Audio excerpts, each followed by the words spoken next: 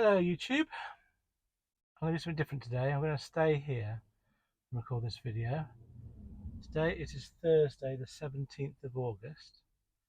I've had quite a stressful day, to be fair, mainly down to a combination of circumstances and a decision that I made and other people's general incompetence. So I'll tell you about today. It'll be a learning experience for everyone, including me, I think. So, oh yeah, I cannot face the problem. I can't face driving and doing this video and thinking about it after today. So I'm just going to sit here, watch the world go by while I tell you about my day, and then I'll make my way off on my way to Trump tonight. Yeah, so I don't want the sound to be a problem, and also I've had too much going on today to try to do everything at once. So I'm just going to sit here, decompress, and tell you about today. How did it start? So my plan today was to be like a Scottish driver. So pretend that I'm based in Scotland and just see how the work falls. And this morning I woke up really early, or early for me at least. I was ready by 7, looking at the feed. Nothing much came through. By 9 o'clock there'd been about 3 or possibly 4 jobs. I bid on them all. The first job that came through, which I didn't bid on, was a 23 mile job going from Livingston to Motherwell, and I wasn't put £50 on it until I realised it was a 2 o'clock pickup, and it was 2 till 3, and I thought, well, I'm not waiting around for that.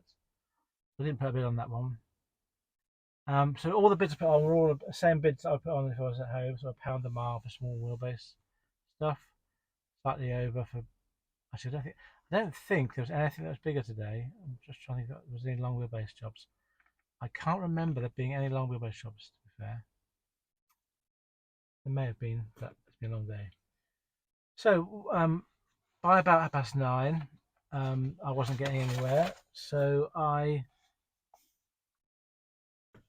think it was about that point. I'm going to double check my bookings when I did get a booking. So I did accept a booking, and then my first one was accepted at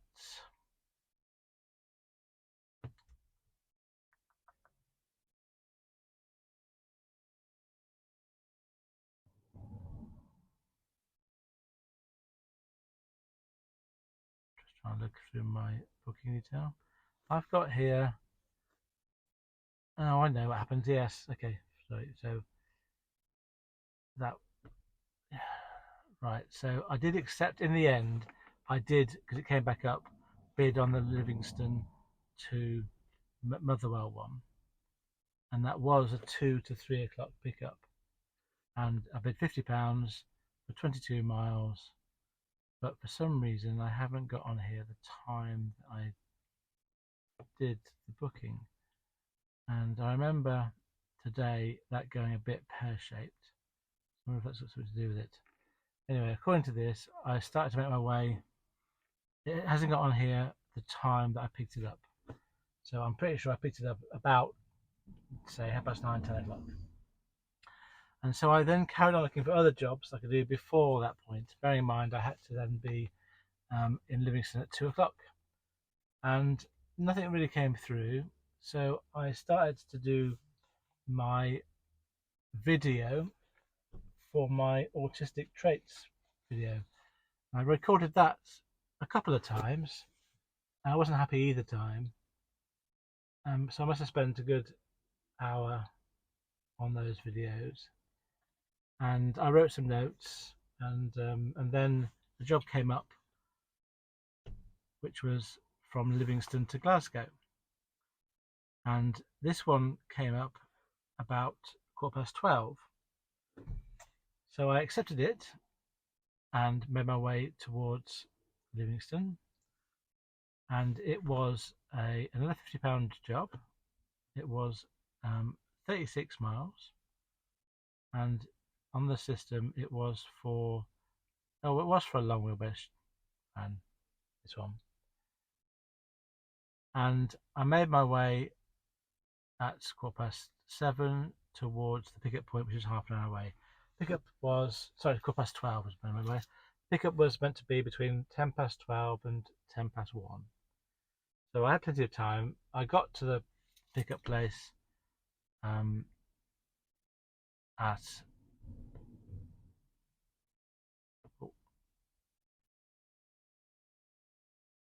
12:47, and this is where it started to go wrong for me today. So what I was picking up here was meant to be a couple of pallets, and the note said that they must have the original paperwork. So I thought for today I would just use the original paperwork and not bother about my own additional pod. And so they loaded the two pallets on. There was a bit of a wait when I got there, but it wasn't too bad. They were nice people that I met, and they were very. I had to go. The first time I turned up, it was a big manufacturing site, and I wasn't quite sure where to go to. So I went to the first door, went in, and there was nothing there. Then I went around the building, and then I ended up at a good dispatch place. There's a door. I had to ask someone where to go, and I went to the end, went to the door, went inside, and then the guy told me what I'm here for, and they told me what to do. So I got my van turned around, got it ready to be loaded up, and it was loaded within about 10 minutes of me arriving, so it wasn't too bad. And I was taking these two pallets of printed materials to another site in Glasgow, and I don't know the area very well. I don't know the roads or the businesses. I'm thinking if I was to do this job again, I would be more prepared for the drop-off place. So when I got to Glasgow, which I got there okay. It was a bit busy traffic-wise, but I got there okay. I got to the gate, and it was locked, and there was a sign saying that you had to use a different gate, so it's permanently sealed. And this is where it really started to go wrong for me. So I followed the instructions to go back around the site.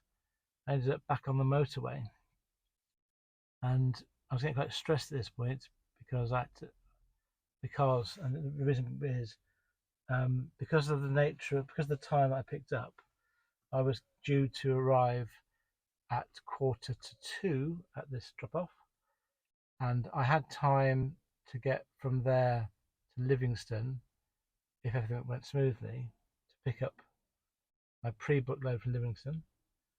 But because I missed the turning for the correct gate, that added 10 minutes onto my rail time. So I arrived at the factory at 2:00. So I still had quarter of an hour available to unload and get off site. But it's one of those sites which is you have to book into the security guard. There was a line of us going in, a line of us both in front and behind me of deliveries, and there was obviously delay to get in. It's a very safety conscious place. You have to be very follow all the rules. And then I got unloaded with the forklift and got my paperwork signed. And all the guys I spoke to were really nice. The guy in the security desk was quite stressed and hassled because of how busy he was. But they're all still good, still pleasant. There was no issues about the people I was dealing with today. It was just the time. The clock was against me all the time. So because I'd gone to the wrong gate, that lost me 10 minutes. Because the delays getting in, that's another 10 minutes. Because also there's a queue coming out. It's one of those places where they search your van when you leave. They didn't actually search mine, but they searched a couple in front of me. There's a queue getting out, so I probably spent half an hour half an hour of my time either finding the right gate or waiting to go in or waiting to go out, and that meant that I was pushed late for um, my pre-booked um, delivery. So I left that site at 2:15, and I had a 45-minute or so journey to get from Glasgow to Livingston to pick up a couple of pallets. And so I was quite kind of um, on time, except the 2:15 is the time that I did my pod. It took me 10 minutes to get off site, so it was more like 2:30 by the time I was actually off the site. I did call the shipper and told them about my delays, both before I arrived on site to unload and after I left the site. But the problem with that was it was a different person each time. So I don't know if they kept a record. I rang three times today, and it was a different person each time. Um, so yeah, just generally a hassle and a stress with the time being pushed. And now I had to get myself to Livingston, and I ended up on a motorway heading towards Carlisle, and I just thought this doesn't feel like it's the right motorway. In the end, it was the right one, but it just adds to the stress thinking, am I on the wrong motorway again? Um, so that journey to Livingston was full of anxiety and stress, and um, and eventually I got to the location, but it was completely locked up. It was a unit number on the Joshua Estate, and it was absolutely sealed. I rang the bell, which didn't work. I knocked on the shutters, which made a big noise, but nothing happened. I rang the shipper, but unfortunately, the shipper didn't have any contact details for the pickup person because their customer was the delivery person or delivery company. So I left it with them. They were going to email their customer to get contact details, and I had nothing else I could do. So I wandered. I looked around. I went to the neighbour. Once as you look at the front of the building, I went to the neighbour to the left. It was locked up. There's no one there. I went across the road to the neighbour to the right and asked them if they knew anything about this unit. They said, "Oh yeah, it's right down the road, right on the bottom." So I thought, "Oh, excellent! I've got a clue here." Went down the road, went to the bottom, went round the road, looked all around the bottom of the road. There was nothing down there that could have been remotely the number I was looking for. And I had to decide they had no idea what they were talking about. Um, I'll give you the conversation went like this. I was looking for number 2. I found number 2. There was no one at number 2. I went to number 1. It was locked. I went across the road to number 20. There was someone there. I asked them, "Do you know about anything about number 2, where it is?" And they said, "Immediately go down to the bottom of the road, right to the bottom, right to the bottom, turn right." I went and did that, and there was no units down there. Eventually, when I came back up the road, I thought, well, I'm going to try another unit number. So I tried number 3, which was round the corner from number 2 and not linked to it. Number 1 was between them. I went to number 3 and I said, "Excuse me, I don't know where I'm going. Can you help me with this?" And it was them. It was actually number 3 I was meant to go to. So if I'd been given the correct unit number, none of this would have happened. If the shipper had the contact details for the customer, none of this would have happened. The thing is that the address, the unit that I was collecting from, is number 2 and 3 combined. But the address that you go to as a driver was just number 2.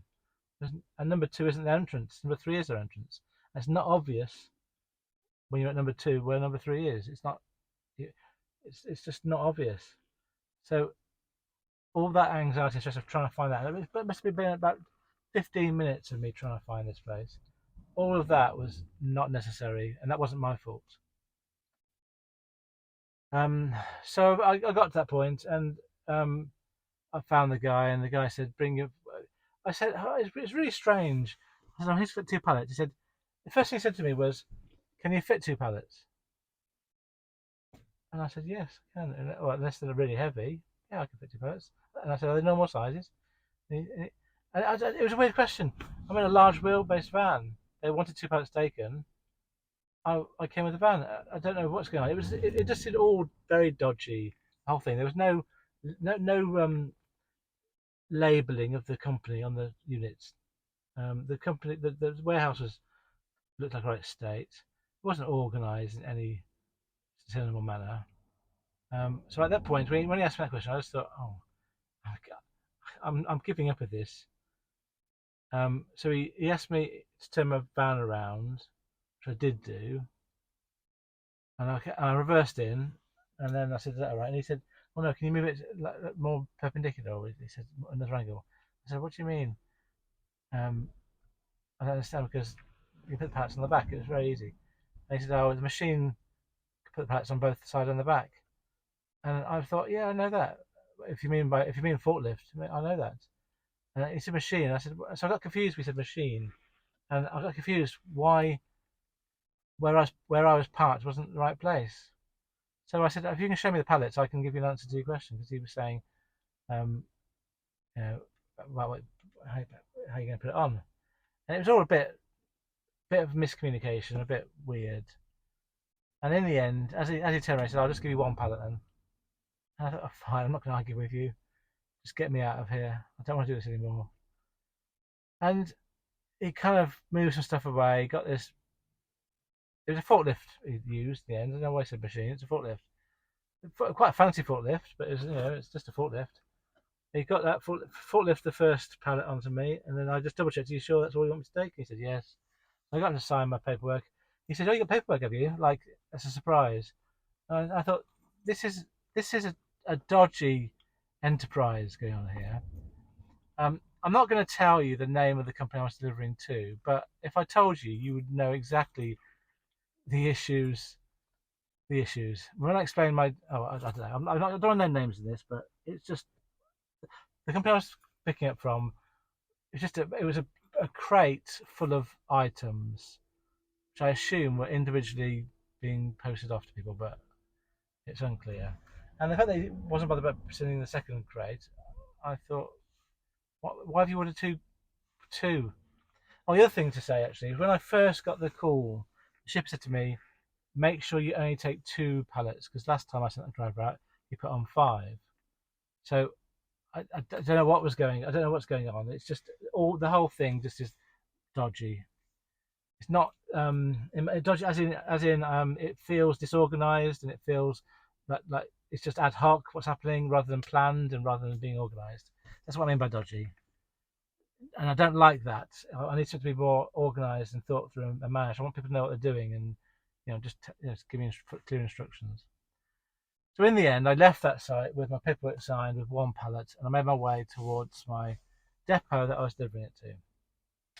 And now I was behind in time. At least I had my pallet on there. But what I was trying to do, because it's only my second job of the day, I was trying to get offloaded so I could get another job before the end of the day, because it was only the second job of £50. And because of all the delays, I was really pushing it. And I'd had a few. I did put quotes on a few jobs coming out of Glasgow, going down south. One was a perfect one. It was going from Glasgow to Boston. Boston's near where I live, sort of half an hour away. They wanted backload rates.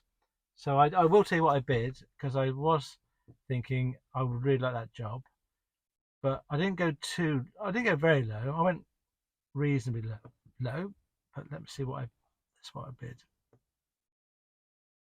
So that job I bid on was for 308 miles, and I bid £200. I haven't worked that out, but it's more than 50p a mile, but it's probably around about 60p a mile, I reckon. And I didn't get that, and yeah, I think possibly by the time I got back to Glasgow, I would have missed the time. It was a 1:30 to 4:30 pickup, so I possibly would have missed it by the time I had all these shenanigans going on with my 3 o'clock pickup. It was a shame that I didn't get that one, but it would have probably added to the stress of the day if I had. So I made my way from Livingston to Motherwell, which is only 25 minutes away. And on the way, a job came up from Glasgow for pick up tonight, delivery in the morning in a place called Newbridge, which I think is near Edinburgh. I put a bid on £50. It was 44 odd miles for a small van. I put a bid of £50 on and then just carried on with my delivery. And I got to the depot, and it wasn't, the postcode took me to the wrong part of the road, but I saw this big sign saying a depot. So I ignored the sat nav, went to the depot, and it wasn't obvious to me where I meant to drive in. The signage wasn't great. So I went to where I thought you meant to drive in, and it was actually next door. They told me it was the wrong place. So I went to the right gate, went around, and because it's my first time on site, I just didn't know where to go. It's a big depot that takes overnight parcels and other things. And so I asked someone where to go, and he said, "Oh, you got this ramp at the end." So I did that. I went up the ramp, reversed up the ramp, opened my doors to see people inside the warehouse. There's lots of conveyor belts. Yes, this made me. This There were lots of people putting like small items onto conveyor belts, and they were being conveyor belted out of the warehouse to waiting lorries. And I came in my van and walked into the depot, and no one took a notice of me. So I walked right into the depot towards a group of people who were loading the conveyor belt. But what I noticed was about every third parcel was falling off the conveyor belt, and no one did anything about it. They were just lying on the floor, not going into the lorry, and no one seemed to notice or care.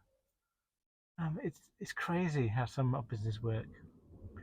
So I found someone, and I said, "Oh, I need some help with unloading pallets." And then the guy turned around and said something to me in quite a strong Scottish accent, and I honestly couldn't understand what he said. So I assumed he was saying, "Which van is yours?" So I said, "Oh, it's that van there." He said something else. Clearly, I hadn't said the right thing. I couldn't understand him again, and I said, "Pardon," and he said again. I couldn't understand him, so I just had to stop and say, "Sorry, I don't understand." It's like it was like a foreign language to me. He was a youngish guy. I think um, it was possibly a speech impediment as much as the accent, because it was so hard to discern what he was saying.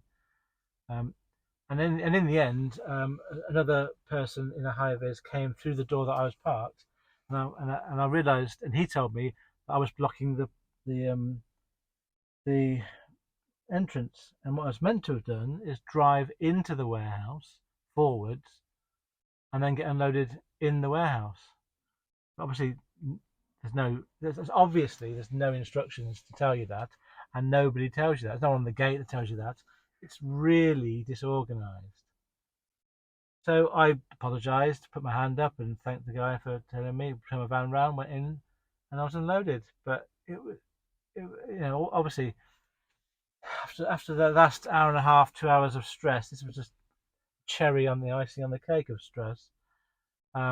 He asked me what was in the pallet, and I said I don't know. Some small items. I didn't think I had to know these things. When I picked him up from the warehouse, it was just a pallet. I wasn't given any paperwork there. So he just so the guy that I couldn't understand took them off in his forklift, some paperwork, and then I got myself out of there. But as this happened, the job that I bid on, so just as I was leaving, or just before I left, I noticed that the job that I bid on came through as accepted on my alert. There was no phone call there, so I just accepted. So it was a bit strange. So I did quickly scan the notes, but I realised that I was in Motherwell and I had to be the pickup before 5 o'clock, and it was a good 45 minutes away, and I was probably about 20. I'll tell you exactly what time I left there. I left the depot at 4:15.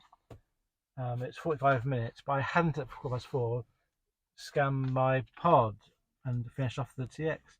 So I made my way out of the warehouse, and I was trying to take a photo of the pod while I was driving, and then finish off that CX and accept the other CX. I mean, it's not. I'm not sensible to do that way driving. It's a stupid thing to do. I was trying to get to that pickup in time. I got all that scanned and uploaded, and made my way towards Glasgow from Motherwell. And I worked out I was going to be 10 minutes late. I was going to be by the time I got there. It's going to be 10 past 5. So I looked at my Google Maps, and there was an alternative route that made it a bit shorter, which I chose. That brought me down to 5 past 5, which I thought was a reasonable time to get there. The pickup was between 4 and 5. So I did ring the shipper and got through, but there was no sound. I couldn't hear him say anything.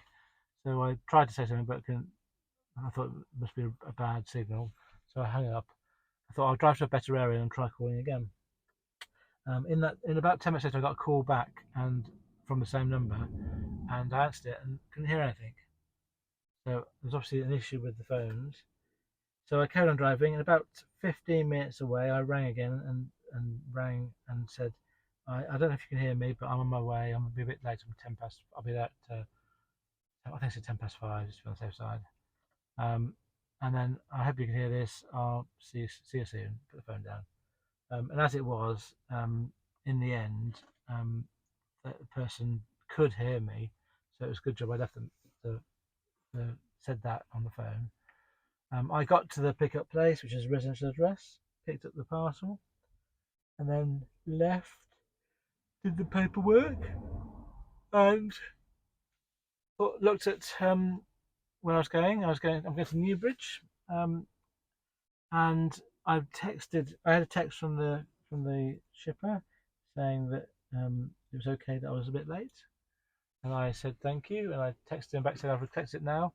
Is it okay if I can find another job tonight if I take something else? And he said that was fine by him as long as I got his delivered on time, which I thought was very reasonable, and I appreciated that.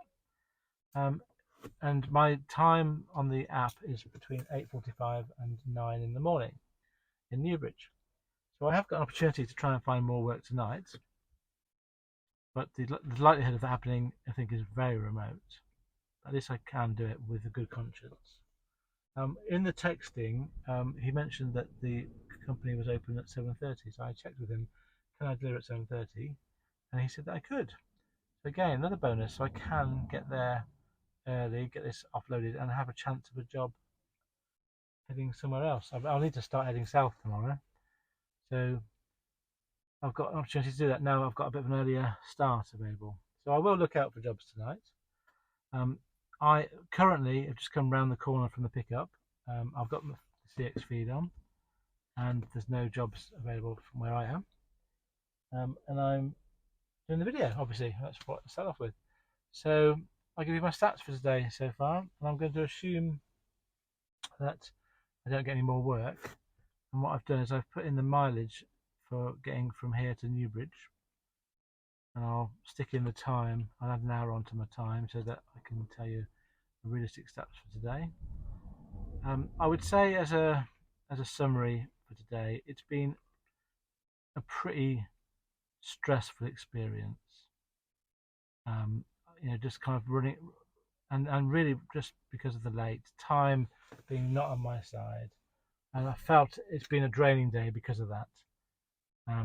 The actual day's not been that hard to do in terms of deliveries, but this added stress of the time and the rushing around and everything is kind of made I'm quite tired now. So here are the stats for today. All CX jobs, 3 CX jobs I got in the end. So I will have worked 7. That's not right.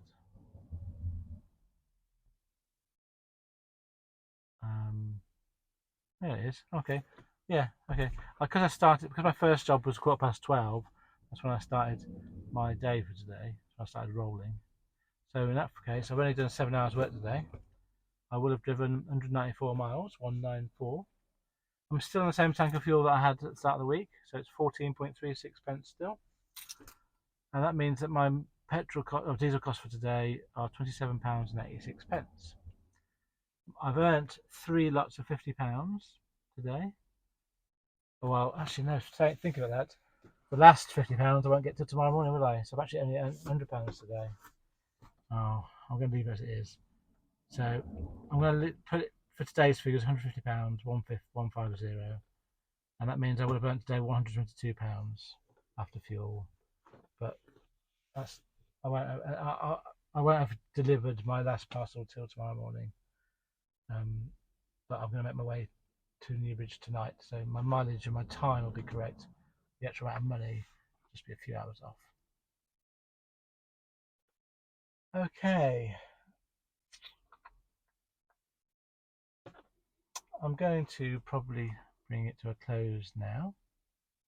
And I'll make my way towards Newbridge. I am in the process of creating a video to describe my autistic traits, and I'll do it as a separate video, and I'm going to do it as 2 separate videos. The first video I'm going to do is about how it affects me and how I deal with it. The second video will be how it affects my relationship with other people and how I deal with other people. There is a third video that's possible, which I'm not sure. I'm not going to do at the moment, and it's come out from how did I work this out? So, how did I work out that I've got autistic traits? What led to that discovery? And there's probably some interesting insights in that discussion. But I'm going to try and get those videos done sooner rather than later. They are important to me, so I want to get them done right. What I've done so far is I've done 2 videos by talking. I've written some notes on the back of it. I'm going to try a third video probably tomorrow. See how it goes. Right, thank you very much for listening. What have you learnt today?